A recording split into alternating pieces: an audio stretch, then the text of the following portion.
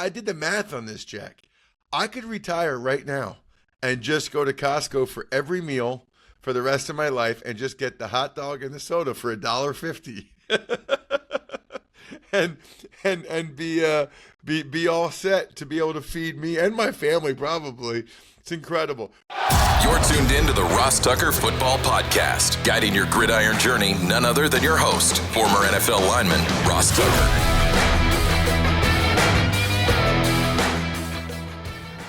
Oh, yeah, it is. But it's not just any Ross Tucker Football Podcast. That's because it is a Picks Friday, a Winners Friday, a Finish Strong Friday edition of the mighty RTFP, presented, of course, as always, by DraftKings. I'm Ross Tucker, former NFL offensive lineman, 5 teams, 7 years. Greatly appreciate those of you that get a chance to come along for the ride. We are daily, Monday through Friday. On this show, we also have the College Draft Podcast, which is awesome and drops on Monday. So we'll, of course, be recapping all of the college football playoff games from this weekend, including tonight. Notre Dame, Indiana, going to be epic. I'm in Indianapolis. For those of you who can tell, I'm not in my normal home setup here recording. So there's a lot to get to in college football and the college draft on Monday, which will be awesome. We'll, of course, preview the rest of the bowl games and everything else, talk about the quarterfinal matchups in the college football playoff. That's going to be awesome. Even Money Betting Podcast is always awesome. And then, of course, Fantasy Feast Wednesday and Thursday. Hopefully you guys checked it out since we put it on the Ross Tucker Football Podcast feed this week. I take so many notes when John Daigle is talking. He is absolutely fantastic. Big fan of John and what he brings to the table. Just like I'm a big fan of finishing the work week strong, picking winners, even though I forgot because 2 games is rough. Hopefully I'll remember for Monday. And picking all the winners, or giving you my picks for each and every game. Week number 16 in the NFL. After I recap the Thursday night game, I was on the call. Broncos, Chargers. Thursday night football recap is always presented by Labatt Blue Light. Drink some Labatt Blue Light this weekend with your friends or family or whoever. Christmas parties, living life to the power of we. Always enjoy responsibly. Beer, Labatt USA, Buffalo, New York. The Big Show. Recording my recap of the Thursday night game from here at SoFi Stadium.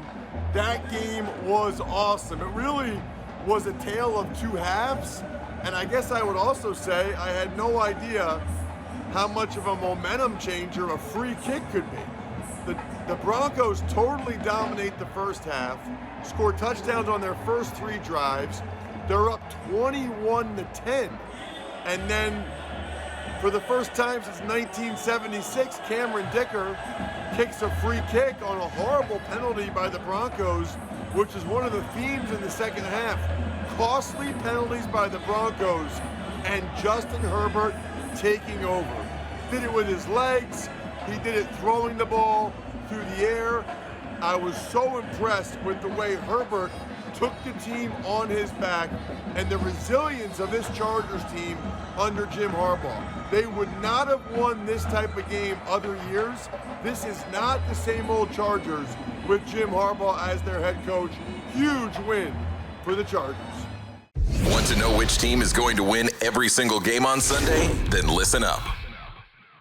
All right, Ross, we're going to start our picks with the game we've talked about a lot this week. The Houston Texans are at the Kansas City Chiefs.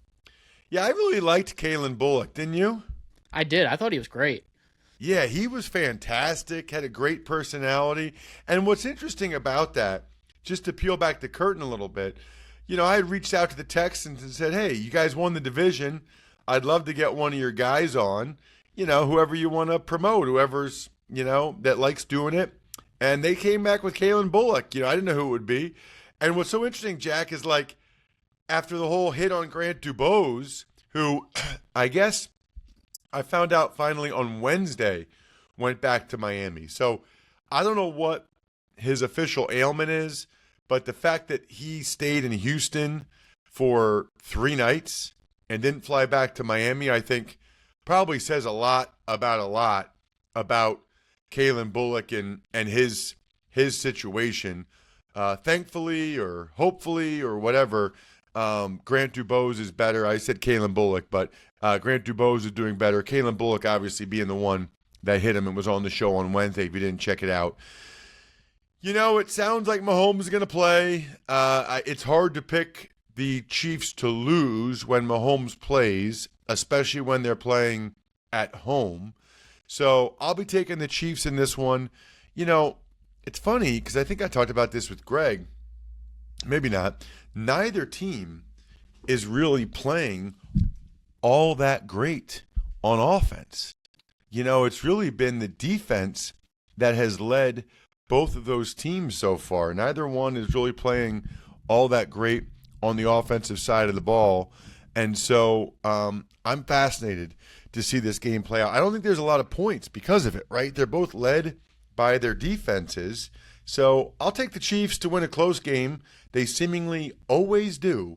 So what's it going to be? I don't know, 19-17? I feel like the Chiefs have won like 5 games this year by 19-17. Let's make it 6. 19-17 Chiefs. Next up, we got an AFC North battle with the Steelers traveling to Baltimore to play the Ravens. It will surely be a 3-point game. Yes, thank you, Jack. Jack's on it. Jack knows the deal.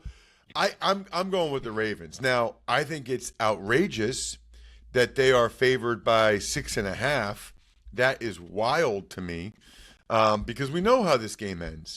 This game ends 20-17 every time, forever. Certainly 3 points or less.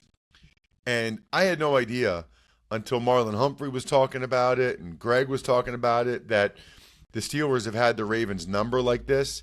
I think it ends. I think it ends in this game. I think the Ravens win this game 20-17. I'll still say close. I'll still say it's a battle. But the Steelers are a little bit beat up right now. TJ Watt and Pickens. And the Ravens are sick and tired of losing to the Pittsburgh Steelers. I think they're going to take it out on them.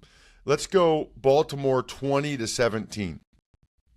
Next up is the team I'm repping with my hat today. That is the New York Giants, who are against the Atlanta Falcons.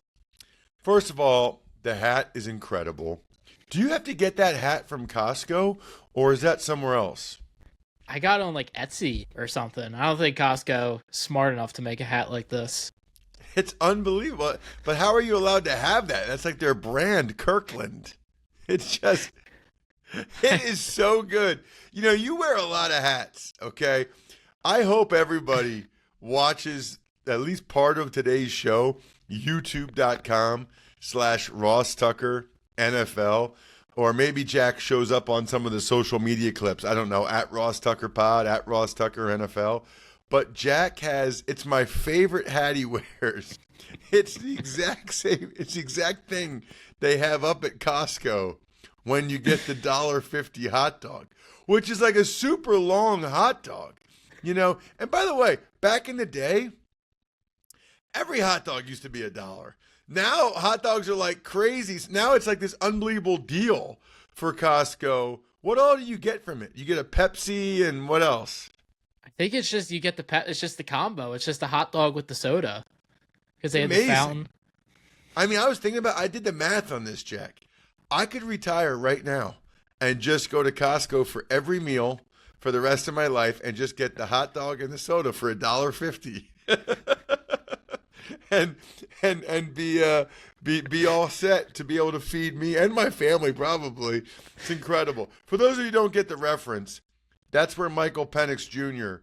found out he was the starting quarterback, and he was about to pay for the $1.50 Costco hot dog, but then he said he wasn't hungry anymore after he got the news, which okay, I can see that actually. Like you get big news, you're really excited about it, but it's just funny that like he said that. He's now my guy. Like Penix Jr. is now my favorite rookie quarterback. Like it would have been better if he's like, after I got the news, I got 2 hot dogs. I spent all $3. It's just awesome. Love that guy now. I also found out that he was committed to Tennessee to play quarterback for 2 years, and 2 weeks before signing day, they pulled it. These colleges, man, that's why you got to do what's best for you. So anyway, I'm thrilled for Michael Penix Jr. to get this opportunity. Feels like it's the right decision. And I think this is a perfect game for him to play, right? I think we probably talked about that a little bit with Greg, but at home against probably the worst team in the NFL in the New York Giants, very, very, very good spot for Penix to get his first start. I don't know, man. I think they're gonna come out and blow him away. Although Drew Lock starting for the Giants, which gives them a chance, I still think it's 27-17 Falcons. Next up, the Arizona Cardinals are at the Carolina Panthers. You know, I'm expecting the Carolina Panthers to play much better. That was really, really poor against the Cowboys last week. I'm not sure what happened there. It obviously wasn't good. So I'm expecting them to play much better than they did last week against the Cowboys. I think this is an absolute battle, right? Panthers were playing well for a while there, but now they've lost 3 in a row. They obviously want to play better than that. Meanwhile, for the Cardinals, they're trying to finish with a winning record. They're still in the playoff mix. I think I'll take the Cardinals just because they're better to win late. I don't know that I necessarily feel great about it, but let's go Cardinals 23, Panthers 20 late. Next up, we got the Detroit Lions at the Chicago Bears. Wow. Yeah, that's interesting. We know what the deal is with all of the injuries the Lions have suffered. It's been ugly. But speaking of ugly, it's really tough to watch the Bears. I mean, really tough to watch the Bears. They're not a good football team.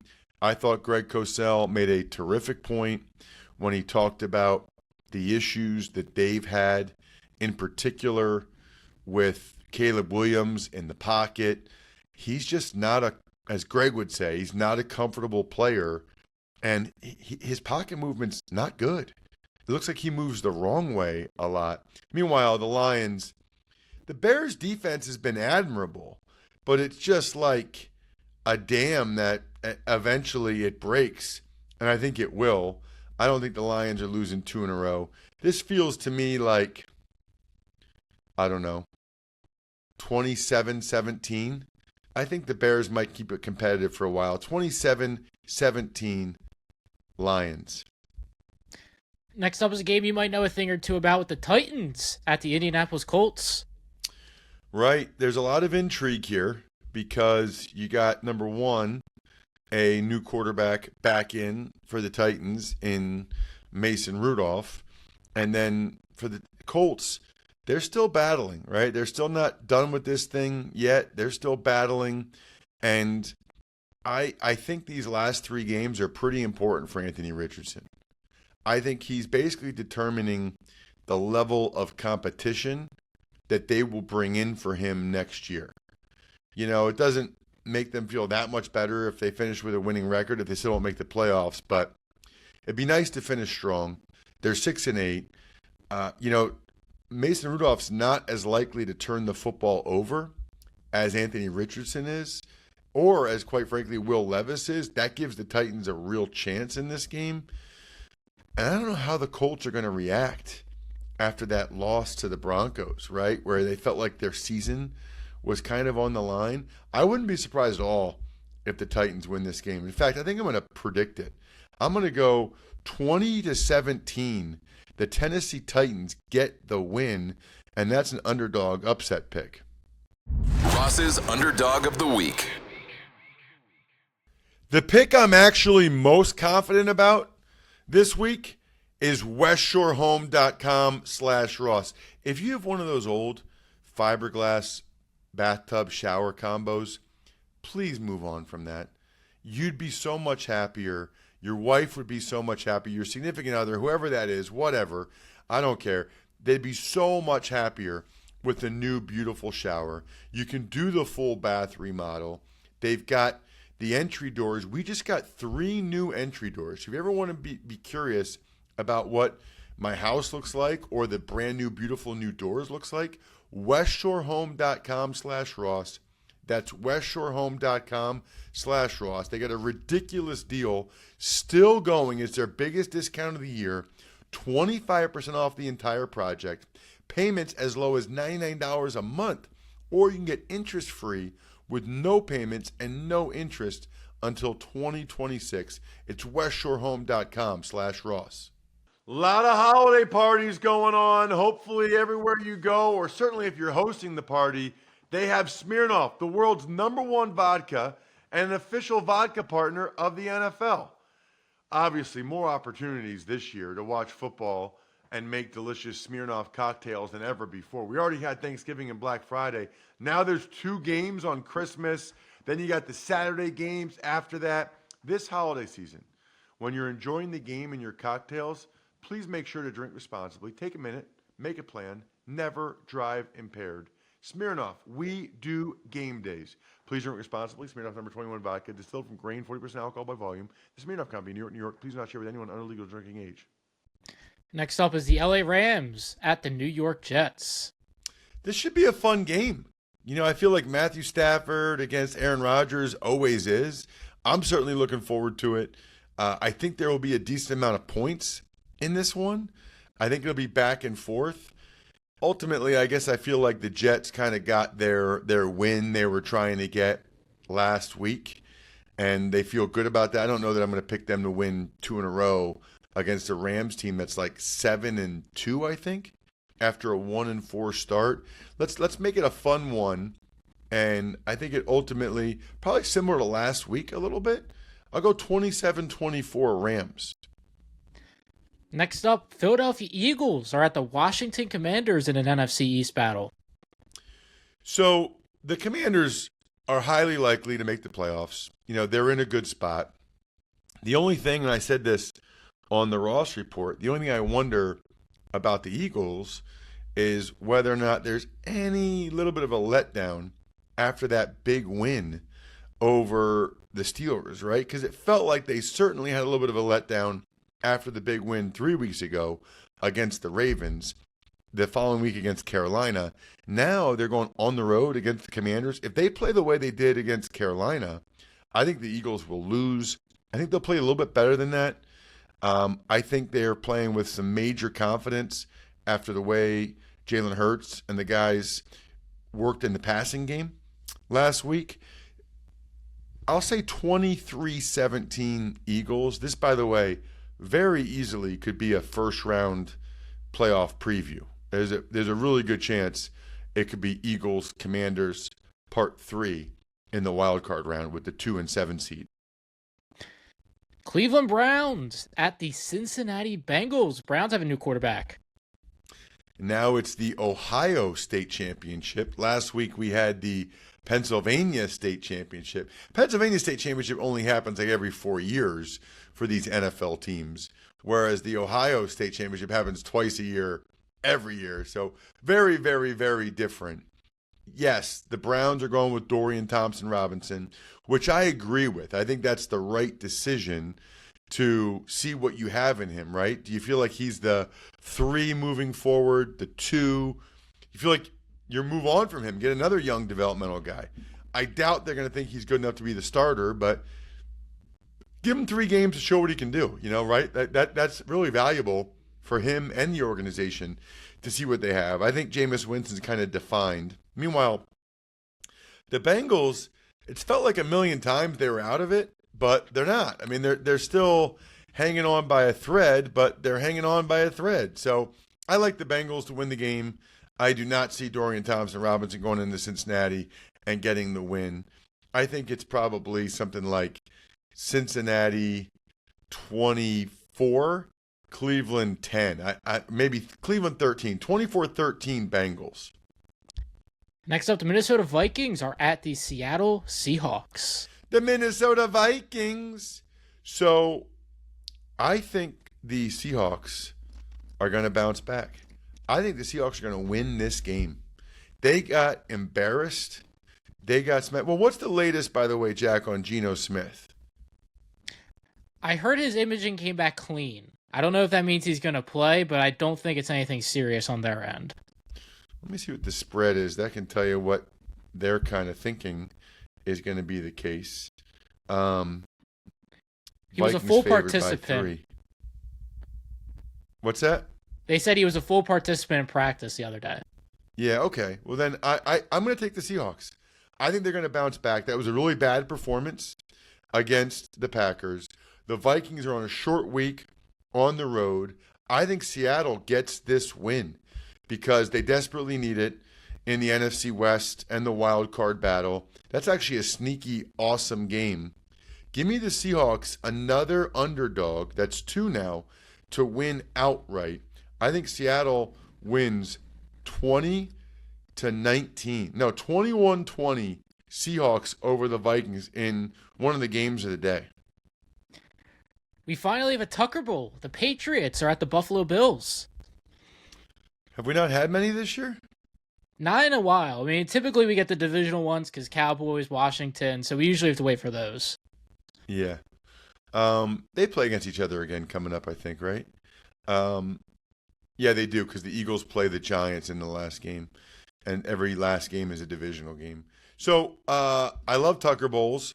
The Bills are on fire right now. The spread for this one, by the way, 14 points. A 14-point spread, which for those of you that are not into that at all, which is totally fine, that is really large and really unusual in the NFL. I don't expect, the Patriots to win this game. I'd be impressed, quite frankly, if the Patriots were able to find a way to stay competitive. Let's call it, I don't know, 20, no, I'm going to say 31-13. I think the Bills put it on the New England Patriots. 31-13. This is not about the X's and O's. This is about the Jimmies and the Joes. Next one, I think the NFL did us a favor with the Jaguars at the Raiders. Why do you say that? Well, I just think it's better when the two bad teams are playing each other because that opens up more opportunities for good games instead of just blowouts across the board, at least in my mind. Oh, okay. I didn't know what you meant. I thought you meant NFL did us a favor so that one of those teams can get a win. Yeah, it sounds like Aiden O'Connell has a chance to play for the Raiders.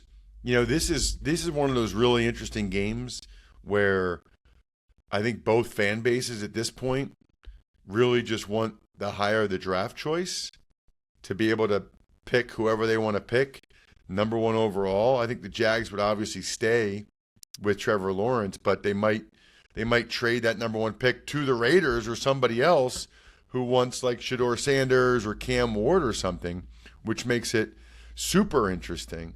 I like the Jaguars to win. They're at least been playing competent ball the last couple weeks. I'm not sure that I can say the same for the Raiders, who have really, really struggled. So I don't have a lot of logic around this other than probably more faith in Mac Jones than I do Aiden O'Connell. So give me the Jaguars to win a close, lower scoring game. Mac Jones has been playing better. I don't know. Let's go 17-16 Jaguars. And evidently that's an upset. That's an underdog. Ross's Underdog of the Week. Next up is two teams that are just a little too far out of the playoffs. The Niners at the Dolphins. You would have thought before the year that this would be the game of the weekend. I think a lot of people thought that it would, but the injuries derailed both. I'll take the Dolphins because they're playing at home, but they both kind of know their season's over. I can tell you this much, though. Kyle Shanahan and Mike McDaniel, they still want to beat the other one badly. I'm going to say 24-23 Dolphins. Next up, we have the Tampa Bay Buccaneers at the Dallas Cowboys. It's actually a juicy Sunday night game. I'm really looking forward to it. The Cowboys have been playing much, much better to the point where this could be an awesome game. and the Bucs trying to keep first place in the NFC South. The Bucs, have been on fire themselves lately.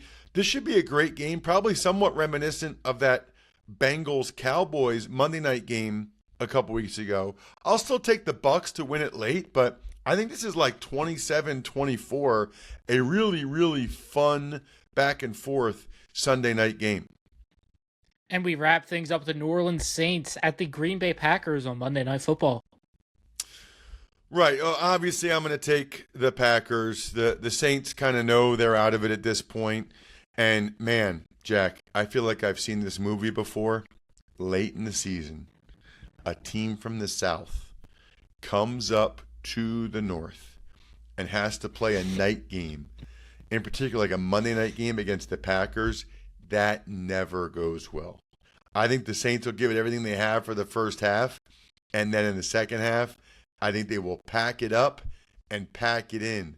Pack it up, pack it in. Let me begin. Let's go Packers 24, Saints 13. 24-13, I think the Packers get the win. I also think that hopefully I will remember to, during my travels the next few days, to pick out winners for Monday's show. So it's not too late to spread the word via social media if you haven't already, or to go ahead and take advantage of any of our sponsors. So spread the word via social media.